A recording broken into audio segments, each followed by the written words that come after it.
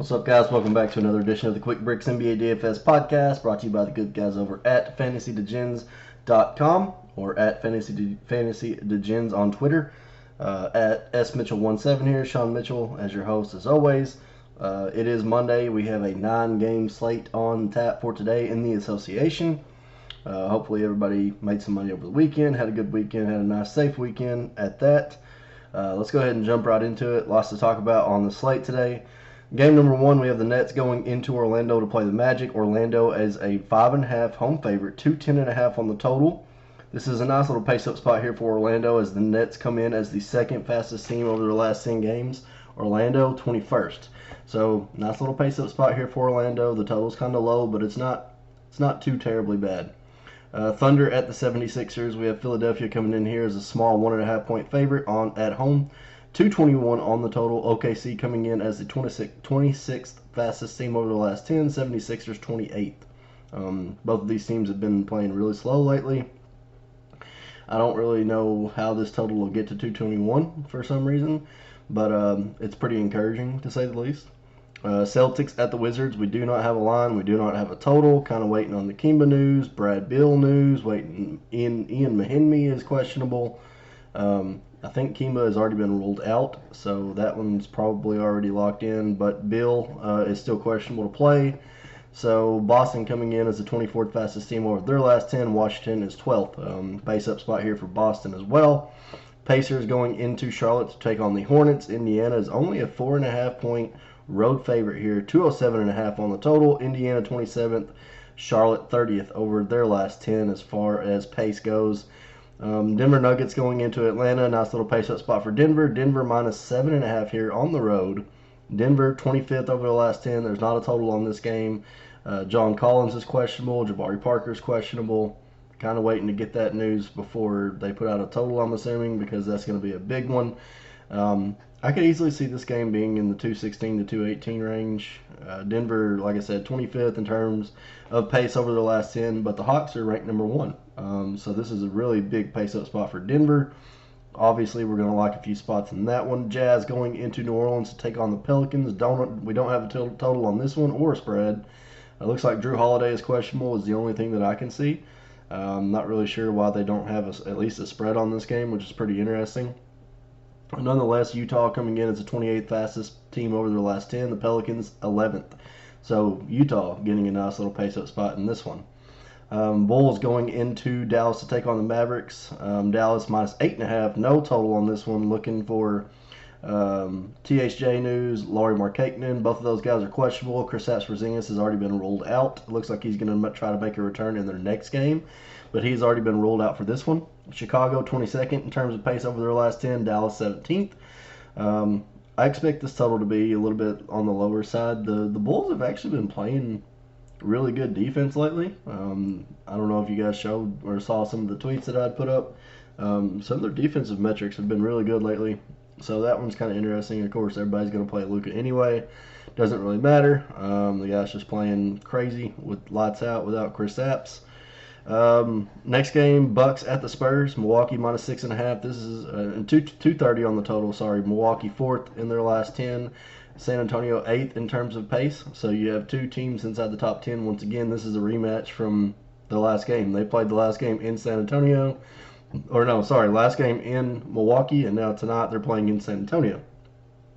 Not really sure why they do that home to road back to back, but hey, it gets 2 conference games knocked out in back to back, but then they just kind of go to each other's respective home floors. So get a nice little pace up matchup. This was not the it turned out being the game that I totally expected it to be. It was fast paced. It had a really high score. I think it got up into the 240s total. It just wasn't concentrated on the guys that it needed to be concentrated on. Giannis only played 29 minutes. Still put up 47 fantasy points, I believe. Marcus Aldridge had just a small double-double in that one. I still like this game, and I'm going to go right back to it. It's going to be a banger. So for your late night cap, you have the Warriors at the Kings. Sacramento minus 12.5. 12.5. Okay. Yeah, I had to reread that. You know, Draymond is out. D'Angelo Russell is out. Kevon Looney is still out. Golden State ranked 13th in terms of pace over their last 10. Sacramento is 19th. They also have Bogdanovic questionable. Marvin Bagley is questionable. Lots of news. So lots of stuff to watch out for. You guys be on the lookout for that. Just want to reiterate that this is just a preview, first look pod. Obviously, I have just as much information as most of you guys do at this point. We know that there will be lots of more news come out, later on today. So just be on the lookout.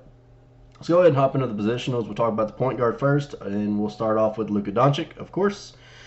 Chicago allowed the fifth most fantasy points to the small forward spot over the last 10. I know he's in the point guard spot, but he's plays just about every spot on the floor except for the power forward center spot. So 39.7% usage rate without Kristaps. He gets a 2.7% bump, which is also good for almost 9 additional fantasy points per 36 whenever Kristaps sits.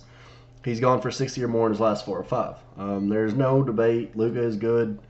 He continues to pay off that high price.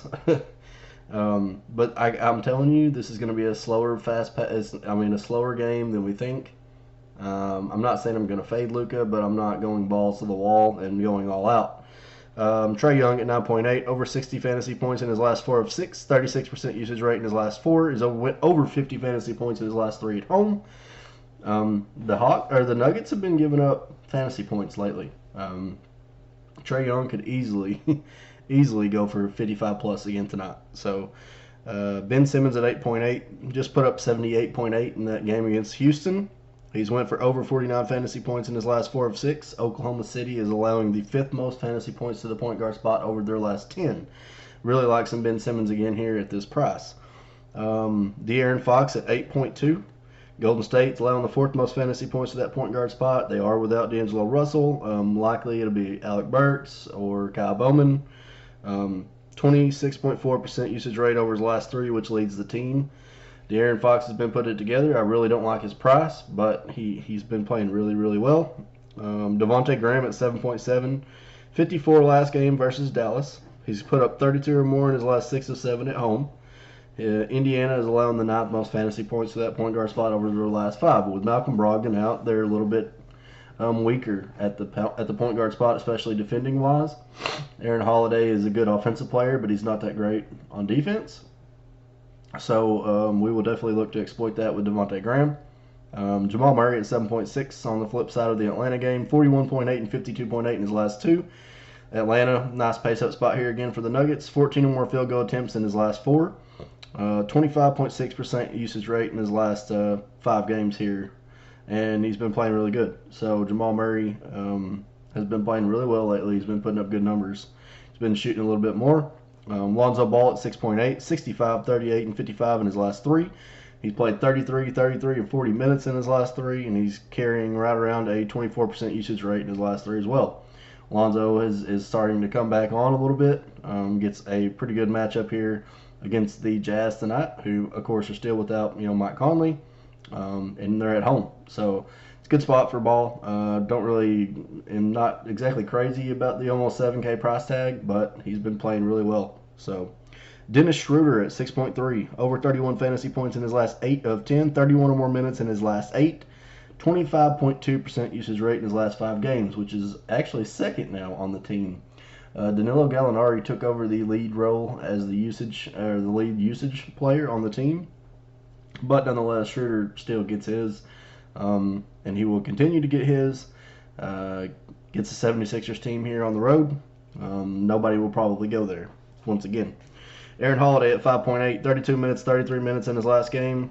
Last game he played Atlanta, he put up 33 fantasy points in 32 minutes. Over 30 fantasy points in his last 4 of 6, 24.1% usage rate in his last 5, which is the team high. He's actually led the team in usage over his last 5 games, so Aaron Holiday will continue to be in play as long as Malcolm Brogdon sits. Ish Smith at 5.7, just put up 54.3 last game against Denver. 32 points, 3 rebounds, 8 assists, 3 steals, my fault. Put up a pretty massive game. Boston's actually allowing the 10th most fantasy points to the point guard spot over the last 10. With Kemba out, Marcus Smart has been starting at the point guard spot, so I believe that if Bill plays, more likely Smart will gravitate to him, which is not good news for Bill, but it is good news for Ish. IT is just, I think he only played 17 minutes last game, not really sure, but Ish Smith has been dominating him all season long. Again, on the flip side, Marcus Smart at 5.2, Washington allowing the 6th most fantasy points to the point guard spot over their last 10. Kimba is out, of course. He's played 33 and 36 minutes in his last 2. Gets a nice pace-up spot here with Washington.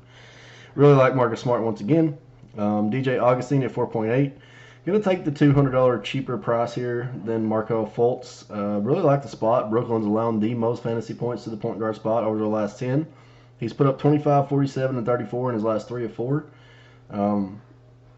He's been given pretty good minutes. I mean, he's played 24 more minutes in his last 4 or 5. So DJ Augustine, I'm totally fine with in tournaments. JJ Barea played 33 minutes in the OT game they just played in against Charlotte. Put up 28.3 fantasy points. He's now put up over 23 fantasy points in his last 3 or 4. If he's going to continue to play good minutes, you're going to want some Barea. Kai Bowman is your punt again. He should probably be the chalk play again. He kind of failed in this spot last time, but you kind of have to look at him and probably just play him at 3.5K. No D'Angelo, no Draymond. Sacramento allowing the 8th most fantasy points to that point guard spot over the last 10. Bowman at 3.5 is something you just have to kind of plug and play. Moving over to the shooting guard, Zach LaVine at 7.7. He's put up over 42 fantasy points in his last 7 to 9, carrying a 32% usage rate. Lauri Markkanen is questionable. If Lauri sits out, that's 22.2% usage that will just kind of be up for grabs. I think Satoransky could get a bump. I think LaVine would obviously get a bump. He would be closer to 40%. And then, Wendell Carter Jr. would probably see a nice bump. So that one will be interesting to look for. I think Lauri is actually probable, so he's questionable. So we'll just kind of see, check on that one. Make sure you're watching the status on him. Jaylen Brown at 7.4. 35 or more minutes in his last 4 or 5, over 40 fantasy points in his last 5 of 8. Gets a 1.2% usage bump without Kimba on the floor. Jaylen Brown's been playing really well. Like the spot here, of course, in a pace-up spot versus the Wizards. Great spot for Jaylen. Buddy Hield against Golden State at 7.2, 35 or more in his last 4, over 40 fantasy points in his last 4 of 5 games. Over 34 minutes in his last 6. Buddy Hield is back. He's playing really well. Gets a great spot here against Golden State at home. Really like the spot for Buddy Hield. Shai Gilgeous-Alexander at 7.2. Philadelphia is allowing the number 1 most fantasy points to the shooting guard spot over their last 10. He just put up 32, 48, 50, and 38 in his last 4 on the road. He's been playing really well. Good spot. Obviously, the DVP agrees. Don't mind any SGA at 7.2. Alec Burks at 6.5, 45 fantasy points in his last 2 of 3, 38 and 32 minutes. Of course, he's going to continue to see heavy minutes without D'Angelo Russell and Draymond Green. His price is up there, but of course, he's put up 40 fantasy points in his last 2 of 3 or more. So it's kind of hard not to like him against the Sacramento team tonight that we know is not the greatest against the guard spots. So Burks will be in play. Jeremy Lamb in a little bit of a revenge spot here against Charlotte. 45 fantasy points against Denver 2 games ago. So Jeremy Lamb flashed a little bit of that upside without, like I said, it's been majorly TJ Warren and Sabonis that have been getting the most usage bumps without Brogdon, but Lamb is right there. So I'm totally fine with Lamb at 6K. Josh Richardson at 5.6, 36, 27, and 35 in his last 3 at home, 36 or more minutes in his last 4 or 5 games. Gets a nice little, I like the spot here for Josh Richardson. I like the price. Terrence Ross at 4.7. He's now put up 29 and 35 fantasy points in his last 2. 24 or more minutes in his last 7. Gets a nice little pace-up spot here with the Nets. Terrence Ross has been kicking it back on. He was he was hyped there for a little bit with all the injuries to Orlando. Now that he's kind of gotten back to his original role and it's kind of calmed down, he's went right back to playing well again. So Terrence Ross at 4.7, absolutely. Gary Harris at 4.5. I really didn't want to put him on here, but his price and the spot just made me. You kind of have to, because at 4.5K, Atlanta allowing the 4th most fantasy points to that shooting guard spot over the last 10. They've been terrible against it all year long. In his last game, he was 3 of 12, and he was 0 of 4 from 3. If, he's played 32 minutes in his last 6, 32 or more minutes in his last 6 games. Gets a really good spot here against Atlanta. And if he can just connect on a few more shots, he would easily be into the 25-point fantasy range. So, Gary Harris, you can keep that one in your back pocket for some tournaments. J.J. Redick at 4.4 has now played 28 and 27 minutes in his last 2. He's put up 25 and 29 fantasy points. Looks like he's coming back along. So keep that one in mind. J.J. Redick is playing pretty good lately. Gets a decent spot here against Utah at home. A flyer for tournaments is Dwayne Bacon at 4K. Indiana is allowing the 6th most fantasy points to the shooting guard spot over the last 10. He has played 18, 28, and 25 minutes in his last 3. He's put up 18, 25, and 15 fantasy points in his last 3. I kind of jumped on the wagon last game, and of course it was a dud for me. He only put up, like 14.7 fantasy points. Was not ideally, but nonetheless, 25 minutes is very encouraging. And if I'm going to get 25 to 28 minutes from Bacon at 3.5 to 4K range, I'm going to try to put that in a tournament just about every time. So, moving along to the small forward, Giannis at 10-9, 47 last game versus San Antonio here at home. He only played 29 minutes, but he has also put up 50 or more fantasy points in his last 3 on the road. So Giannis will be fine. Brandon Ingram at 8.4, 46 and 45 in his last 2 at home. Over 40 fantasy points in his last 5 games at home. 28.2% usage rate at home as well on the season. So Brandon Ingram at 8.4, of course, he's back at home where he plays a little bit better. Over 40, you can go ahead and book it. Gordon Hayward at 7.1 has now put up 37, 30, and 45 in his last 3. He's taken at least 14 or more field goal attempts in his last 3. 34 or more minutes in his last 4. Gets a nice base up spot here with Washington in a good spot. So Hayward at 7.1, sure. Will Barton, 7.1. Gets a nice little pace up spot here against the Hawks, who are allowing the 6th most fantasy points to the small forward spot over the last 10. They've been terrible against the small forward spot all year long. He's put up over 30 fantasy points in his last 4 on the road. He just put up a dud last game. Put up 15.7 against in a really good spot against Washington. And, like I said, before that, the 2 prior road games, he had put up 40 and 38. So, yeah, I'm going to be going back to Will Barton here. It's a good spot against the Hawks and a nice pace-up spot as well. And we know that he has, 35-plus point upside. Totally fine with some Will Barton at 7K. DDR at 7K. This guy, again, just disrespected like crazy. Over 40 fantasy points in his last 3 or 4. Over 37 minutes in his last 4 games. He gets a nice pace-up spot here against Milwaukee, of course. Again, on the road this time. No, at home. Sorry, at home. DDR is definitely in play again. TJ Warren at 6K, as I talked about, he's been getting a nice little usage bump without Brockton. He's played over 30 minutes in his last 5 of 6. He's put up 36, 35, and 30 fantasy points in his last 3. TJ Warren is in a good spot once again. Harrison Barnes gets a little revenge spot here against Golden State. 40 fantasy points in his last game against New Orleans. He's 5.7 tonight. Miles Bridges at 5K. 35 and 38 in his last 2 of 3 games fantasy point wise, and he's played 32 and 35 minutes in those games as well. If you want to go there at 5K, I'm totally fine with it. Going over to the power forward, Domantas Sabonis at 8.6 versus Charlotte, 47 or more in his last 3. Yeah, it's a smash spot against Charlotte.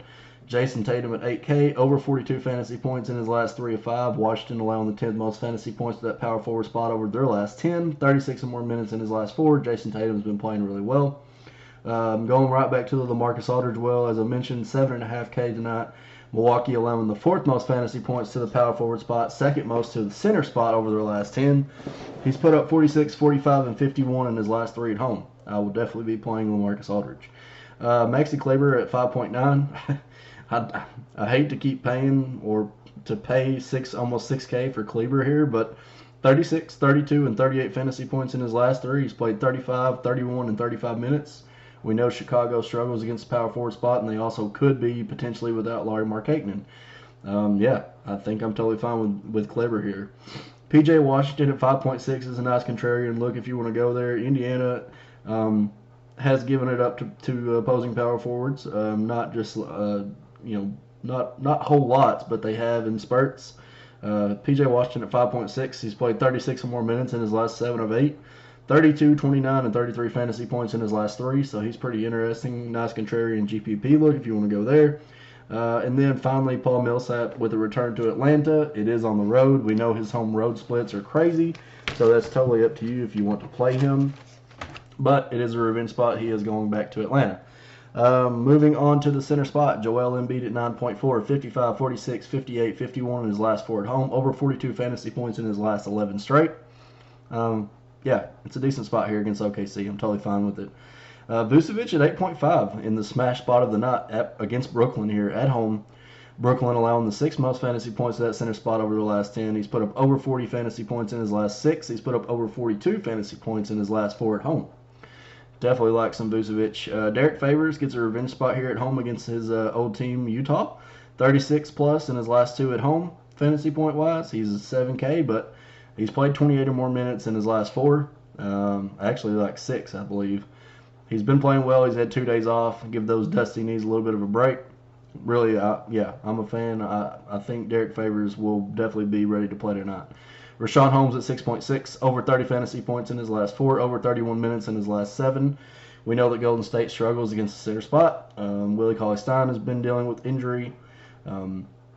He played last game, I believe, which is good. I like it. Really like some Holmes at home tonight. No pun intended. Willie Cauley, Wendell Carter Jr. Yeah, he's put up 40 and 42 in his last 2 games against Boston and Utah, 2 pretty decent defensive teams. Utah especially, putting up 42 against Utah is pretty good. He played 36 minutes in both of those games as well. Gets a decent spot here against Dallas tonight, who will likely, like I said, be starting Maxi Kleber or Dwight Powell. Totally fine with either, and I'm totally fine with Willie Cauley, or God damn it, totally fine with Wendell Carter Jr. in tournaments. All right. Cantor at 5.8, I think, is a spot you got to keep going to. Of course, Washington is allowing the most fantasy points to the center spot over their last 10. He has put up 47, 34.3, and 38 fantasy points in his last 3. He's played 23, 24, and 23 minutes. So we see the kind of upside that he can get with 23 and 24 minutes. It would be lovely if he could get some extra run, but it's probably not going to happen. You are taking a risk whenever you play Cantor at 5.8 or 6K because he has to have 30 points for value now. But, of course, he's topped that in his last 3, and he's smashed it pretty good in a couple of those 3. So it's totally up to you, but it is a smash spot. Washington is terrible against the center spot, and he's actually been playing some pretty good defense lately. He had a career high in blocks, put up 6 blocks, I think, 2 games ago. So Cantor's been playing well. Brook Lopez at 5.5, San Antonio 9th, most of the center spot over the last 10. He just put up 32 fantasy points against him at home, and he's put up over 30 fantasy points in his last 3 or 5. So Brook Lopez will obviously be in play once again. And then on the cheaper side, go with Alex Lynn, who was a benefit of a lot of sitting the other night. Nonetheless, he put up 36 fantasy points. He's now put up 36, 24, and 38 in his last 3. Over 20 minutes in his last 4 is pretty encouraging. So Alex Lynn will obviously be a pretty good look once again, especially if John Collins and Jabari Parker sit, or just one or both. Yeah, he can continue. He would get extended run once again. So that's going to wrap it up. It's been 23 and a half minutes. Hopefully you guys are enjoying your Monday. Of course, like I said, lots of news. This is just the first preview pod. We'll talk quite a bit more later on this afternoon about the slate. It's a nice slate, so we'll see how